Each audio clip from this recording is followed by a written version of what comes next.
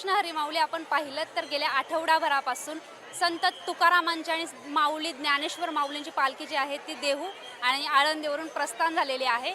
आणि आता आपण बघितलं तर ज्ञानेश्वर माऊलींचा शेवटचा विसावा हा पुण्यामध्ये होतोय। पुण्याच्या नीरा नदी किनारी आपण आहोत आणि आपण पाहिलं तर आज दुपारनंतर माऊलींची पालखी जी आहे ती साताऱ्याच्या दिशेने पंढरपूरकडे मार्गस्थ होणार आहे। सध्या मी दत्त मंदिर या एरियामध्ये आहे।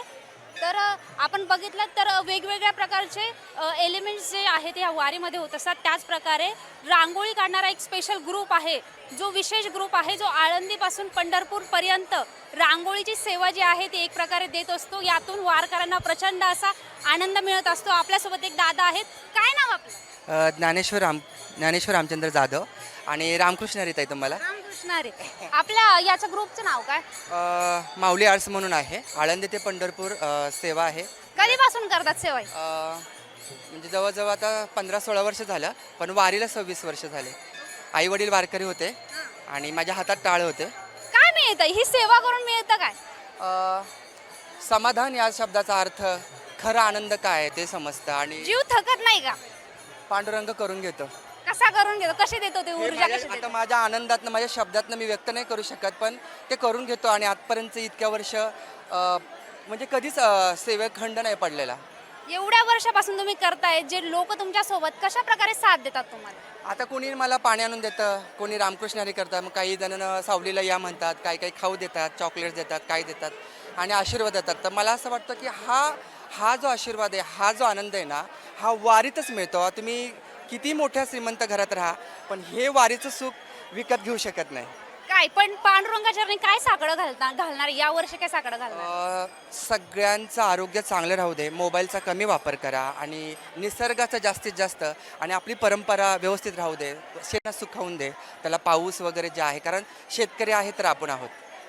काय सांगाल या वर्षी जी रांगोळी काढत जात आहे, काही विशेष थीम आहे का? हो, आपली रांगोळी जी आहे ती भगवद्गीतेमध्ये श्रीकृष्ण भगवंतांनी सांगितलंय, रांगोळ्या घाला, म्हणजे भगवद्गीतेपासूनच त्याच्यात रांगोळीचं महत्त्व आहे. तर ह्या रांगोळी आपली संस्कृती सांभाळणं, त्याचबरोबर रांगोळीतनं वेगवेगळे संदेश देणं, सामाजिक संदेश देणं, हा प्रयत्न करतो. म्हणजे स्वच्छ वारी, सुंदर वारी, त्या टप्प्यात जसा जाईल तशा पद्धतीने देण्याचा प्रयत्न करतो. आणि संस्कृती तर मग प्रत्येक स्त्रीच्या घरी ही रांगोळी झाली पाहिजे. काय मला जी ही रांगोळी काढतात, प्रशासन काही मदत करतं की सगळं काय जे काय एफर्ट्स आहेत ते तुमचेच असतात? प्रशासन म्हणजे सगळेजण आपल्याला म्हणजे मला वाट करून देतात, हे काही कमी नाही आहे. आणि बाकीच्या सगळ्या गोष्टी आम्हीच हे करतोय सगळं. काय काय अडचणी येतात? रांगोळी किती किलो साधारण तुमच्या सोबत आळंदीपासून पंढरपूर पर्यंत असते? आता साधारण आता म्हणजे असं 50 किलोचं एक पोतं असतं, असं 25-30 कमीत कमी पोती लागतात. म्हणजे किती टनमध्ये गेलं असेल तर बघा. आणि रंग लागतात 500-600 किलो. किती दिवस अगोदरपासून मग ही तयारी सगळी करतात? एक दोड म्हणजे ॲक्च्युली कसं ओढच लागते, 6 महिने झाले ना की पुढच्या वारीची ओढ लागते, आणि ती ओढ काही शांत बसून देत नाही.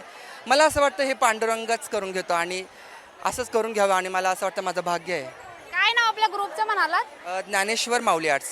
ज्ञानेश्वर माऊली आर्ट्स. आणि बाकी तुमच्या ग्रुपचे लोक कुठेच आहेत? सध्या हा आहे, आणि वारीमध्ये सगळेजण मदत करतात. आणखी काही दादा आहेत, आपण त्यांच्यासोबत पण साधारण ओके. तर माऊली आर्ट्स हे या ग्रुपचं नाव होतं आणि त्यांनी आपण पाहिलं तर आळंदीपासून पंढरपूरपर्यंत ते रांगोळीची सेवा जी आहे ते देत असतात. अनेक वेगवेगळ्या थीम्स त्यांच्या रांगोळीतून दिसून येत असतात. अनेक वेगवेगळ्या प्रकारे ते रांगोळी काढतात आणि हा खरं तर एक उत्साह आहे, ही एनर्जी आहे, हा आनंद आहे. त्या विठू माऊलीला जो भेटत जातो वारकरी, त्याच्यासोबत त्यांना एक एनर्जी देण्यासाठी ही रांगोळी काढली जाते. आणि हा जो प्रवास आहे तो नक्कीच सोपा नाही, जो आळंदीपासून पंढरपूरपर्यंत हे करत जात आहेत. कॅमेरामन रोहित वनकट्टेसह मी कोमल पाटील, LS मराठी, नीरा.